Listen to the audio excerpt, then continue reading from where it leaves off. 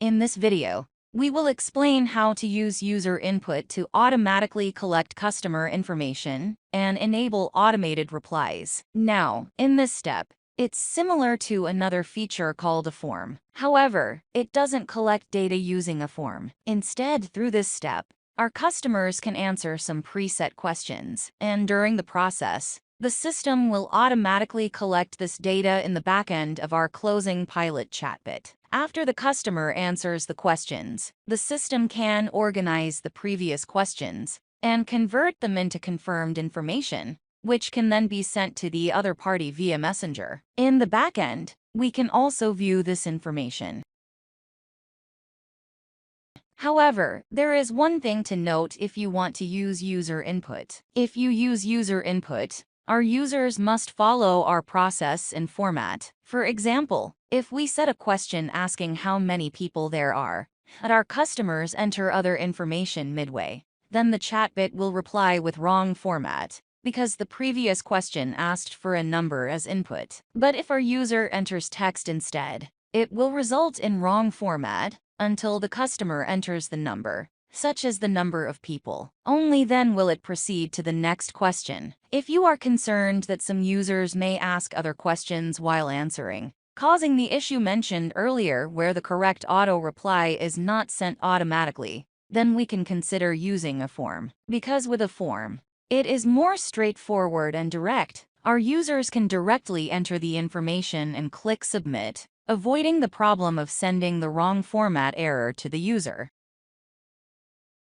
First, click on Bot Manager, select the fan page, and then in our Bot Flow Builder, click on Create New Flow. Next, we will use the User Input Flow feature. First, give this bot a name for our reference and enter the title. After entering the title, click OK. Then we can start setting up our content. According to the restrictions set by Facebook, usually, we cannot directly use the user input flow in the first initial reply in Messenger. Before using the user input flow, we must set up a text and a button, connect them, and then provide some text for the text and button. After double-clicking, I can enter my text on the right side. After entering the text, double-click on the button. Similarly, enter text for the button, and after entering the button text, select New Postback. After clicking OK, we can give a name to this new reply flow. Double-click on New Postback and give a name to this reply flow for our reference. Click OK. After that,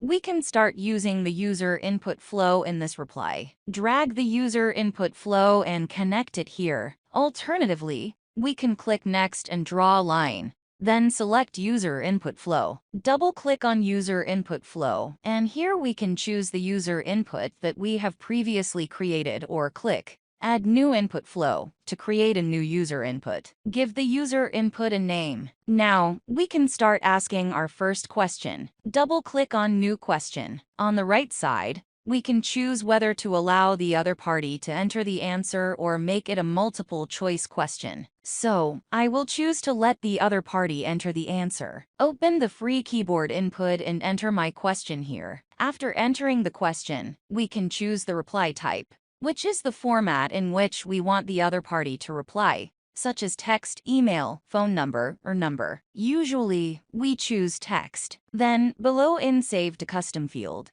we need to create a custom field to store the other party's answer. We can think of this custom field as a folder. So, when we ask for the other party's name, for example, when the customer enters the name, it will be stored in the corresponding folder. In the example I just mentioned, we created a folder called Name, and the customer's name will be stored in this custom field. In the next video, you will see how we can use the data in this folder. Here, I click Add New in Save to Custom field, and enter a name for this custom field. Since I just asked for the other party's name, I can name this custom field name. When our users answer with their names, they enter text. So I select text as the reply type. After selecting, click Save. When we create a custom field, remember to select the one we just created, which is name. After selecting it, name will appear here. We will use this custom field later. Now, let's look at the options below. Some options like email, phone, and birthday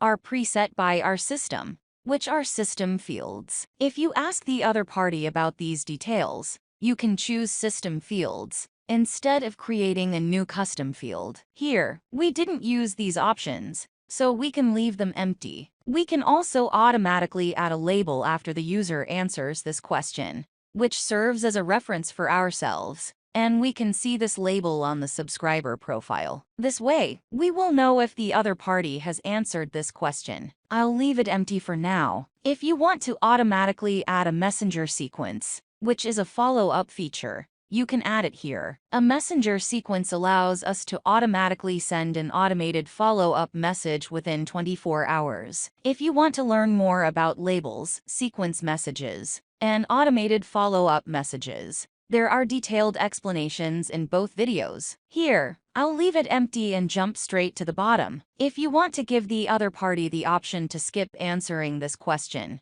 you can add a skip button text. For example, skip or enter skip. This way, the other party can choose to skip the question without answering. If I want to make the other party answer, I can leave it empty. The most important part of this option is to enter your question here.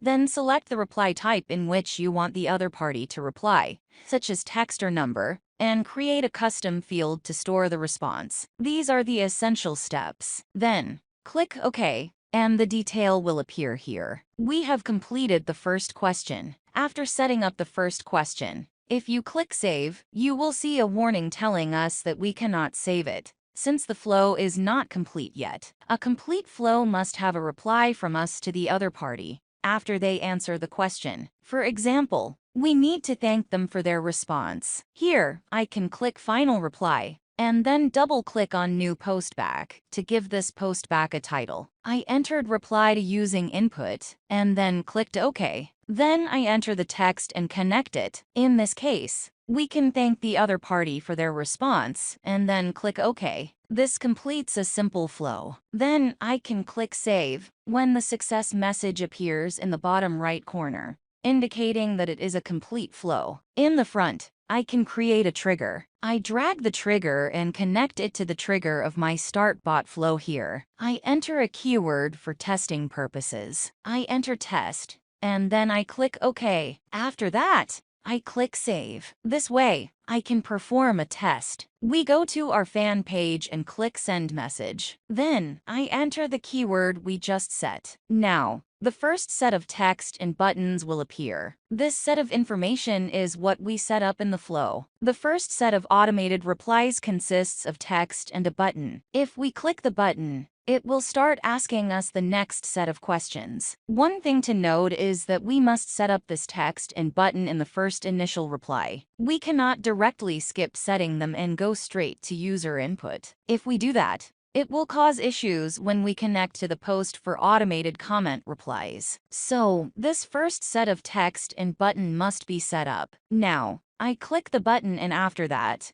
I click here. After clicking the button, it will ask us the first set of questions. This question is the first question we asked using user input flow. Now, let's assume I am a user, and I enter my name as the answer here. The next set of replies will appear. This thank you for the message is the text reply we set up after this question. So here, we have completed the entire setup. If you find that you need to add a few more questions after setting it up, you can right-click on New Question and select Clone. This way, you can duplicate a new question. After duplicating it, you need to connect it. You can click on Final Reply here, and then connect it to the reply of the new question. Click OK and you will see a Next here. Click Next again and connect it to the reply of the new question. Then, in the final reply of the second question, connect it to the new prospect. Click Rearrange in the upper right corner to adjust the order. If you want to add another question, you can repeat the same action. Right-click, select Clone, then click Final Reply, and connect it to the reply of the new question. Click OK and now you will see a Next here. Click Next and link it with Reply. After connecting the reply in the final reply of the last question, connect it to the reply of the new postback. Here, I click Reply and then click Rearrange. This way, we have added one more question. If you want to add more questions, you can repeat the same steps. Also, Don't forget to double-click on the new question here and select our choices. Enter our question, for example, if I want the other party to enter their phone number. Similarly, I can choose the free keyboard here and ask for the other party's phone number. Then, in the reply type, select phone and in the custom field, if we haven't set up the phone before, we can click New. Here, I enter contact number and select phone in the reply type. Click Save and then select contact number. I don't want the other party to be able to skip this question, as I must collect their phone number. So, I can leave the skip field blank. Click OK and now we have set up the second question. Now, suppose I want the other party to choose some options here. I can also double-click and open multiple choice. Enter my question here and input the options. After entering the options, select reply type as text. In the custom field, enter location. This way, in the custom field name,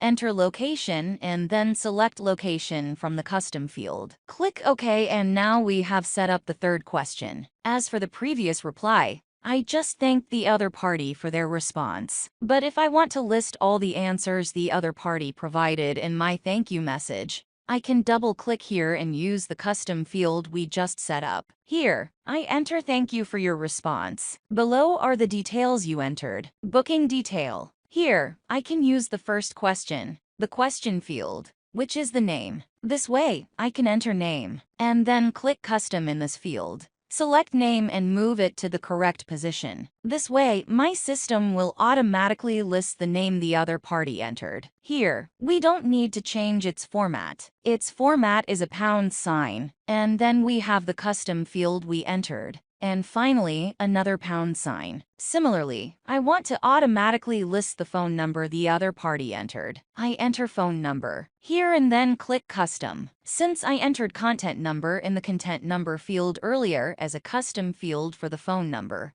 I click content number and move it to the correct position. Finally, it's the location. I enter location here, and the custom field I entered for location is called location. I click custom and then click location to make it appear here. Alright, now I click OK, then click save. Now, let's perform a test. I enter the keyword we set up earlier, test, and then click here. Now, the first question appears here. I enter my answer here, and the second question appears. Here, I enter my phone number. The third question is a multiple choice question. Here, I select an answer, and after clicking, the answer will automatically appear here. Finally, we see our thank you message, where we automatically list the answers I entered earlier. This way, we have completed the entire user input flow. After testing, we can go back here and delete the keyword we just set up. I can right-click and select delete and then save it. If you want to connect this set of automated replies to a specific post,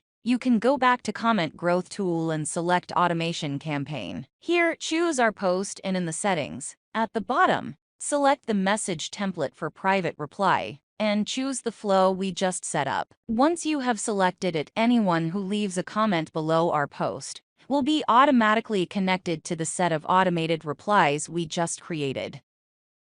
If you want to download our data, you can select User Input Flow in the Bot Manager, click on List, and open the report by clicking on Action. You can see who has entered data in our user input flow. I can click on the eye icon to see the information the other party entered. If you want to download the data, you can click on Export Flow Data. This way, you can download an Excel file that contains the data the users entered during the user input flow. This concludes the tutorial on user input.